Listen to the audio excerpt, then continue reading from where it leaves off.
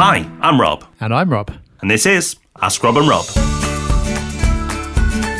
Welcome to Ask Rob and Rob, that special time in the week where we put 10 minutes aside to answer a couple of your property questions. We've got a different couple of questions today, ones that we don't normally tackle, so really looking forward to getting into those. But if you've got a question of your own, first of all, you'll need to know how to send it in. Yeah, you can call in on 013 808 0035, leave a voicemail there, or you can go to our website. We've got a lovely website. It's called Property Hub. If you hadn't guessed, you can go to propertyhub.net/ask and you can leave a question there. So more than one option and really simple. Like Rob said, we normally get lots of property questions in, but this week we've got two questions that will really help you in property, although may not be property specific. So let's hear those questions so we can give you the answers.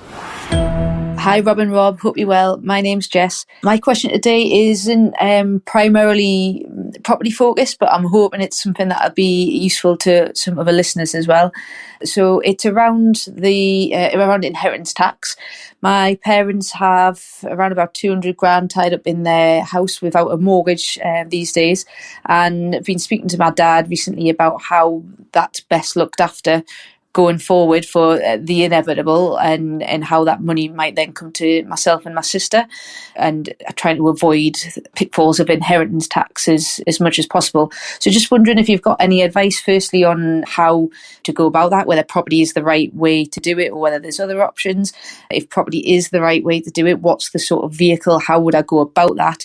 And importantly, is there any resources which I can help my parents to understand this through? My dad's on board, but my mum seems to think it's some kind of scam that I'm talking to her about, and that I want to grab all of our money right now, and thinks that it's just safer staying in the house. So yeah, just wondering if you've got any thoughts on that. Thank you for your question, Jess. Now, normally we try to stay away from answering questions to do with tax because we are not qualified to give tax advice and we are not accountants.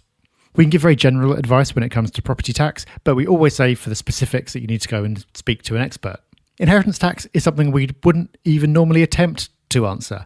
But this one, Jess, I think is an easy one because you've said that your parents have got £200,000 tied up in their house without a mortgage. So their estate, before you get into any other investments or assets they might have, is £200,000. Well, currently, a single person can pass on up to £325,000 without any inheritance tax being due.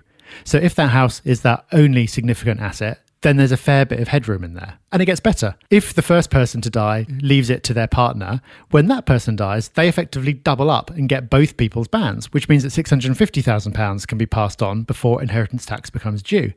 And under the current rules, if a main residence is involved, which it is, then that threshold that a couple can get to before any tax becomes due can get up to £1 million.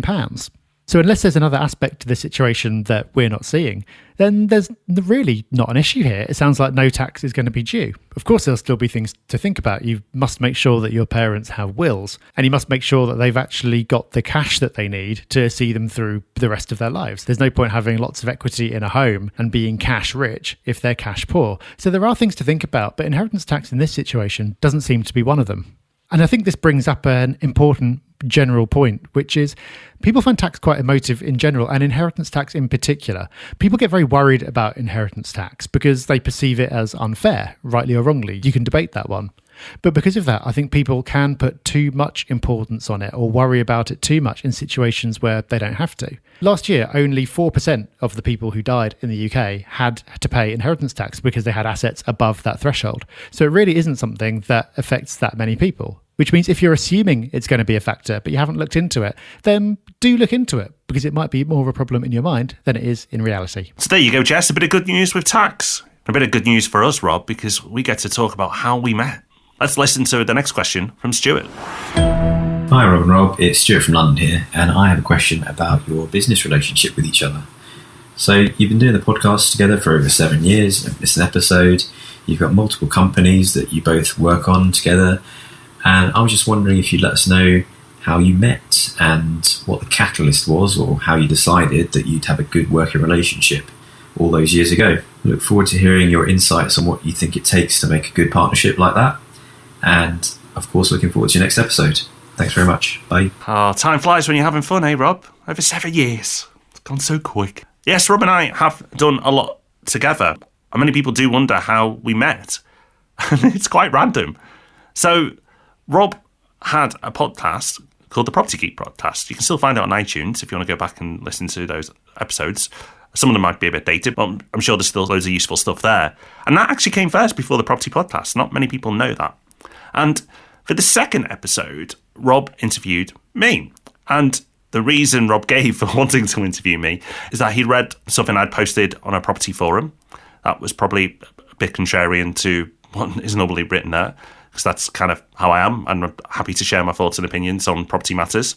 And we ended up having a very awkward interview / conversation that went out on a podcast. Now, after that, for some reason, I wasn't deterred, and actually, I loved podcasts, and it turned out when we chatted off air that we had similar interests and listened to similar podcasts. So there was some rapport built up quite quickly there. So then a few weeks later, I pitched Rob on a podcast idea I'd had for a while, but had no idea who to do it with. Long story short, that was the Property Podcast. And we went on to record loads and loads of podcasts together. Off the back of that, we've created multiple businesses. I was already in business when we met, but only in a small way. And together, we've made it much bigger and better. Now, to relate it back to your question on partnerships and how to make them work, the great thing about the podcast is it gave us time to get to know each other and get to know what's important to us and our values. And that then led to us starting a business together. We didn't start the business together after podcast one.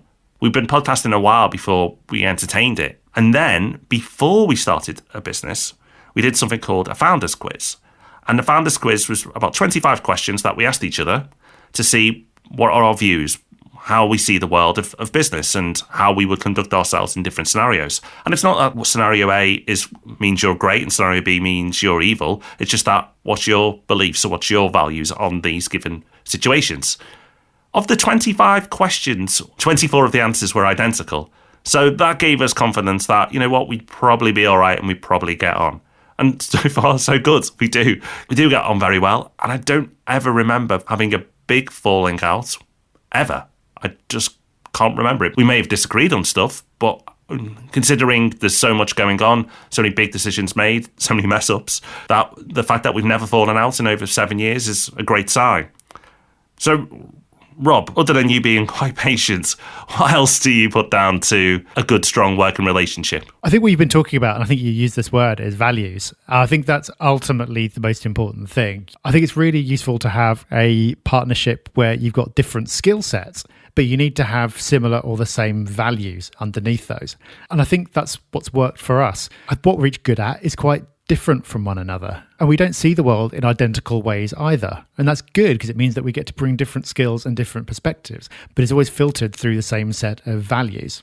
And because of that, even when we disagree about something, it means we can talk about it in a respectful way because we're ultimately trying to achieve the same thing in similar ways, but we've just maybe got a different tactical view about how to make that happen. So I think for Stuart, you've already mentioned a couple of really useful ideas there. He doesn't have to start a podcast, but a way of getting to know that partner slowly where the stakes are small is a really good idea. Then if that goes well, explicitly going through an exercise to draw out each other's values could be a good idea as well. People talk about business partnerships as being like a marriage, and it is a really big commitment. So rather than rushing in and getting married straight away, if you can get to know each other first and make sure you're on the same page, then that minimises your chances of having a messy and expensive business divorce.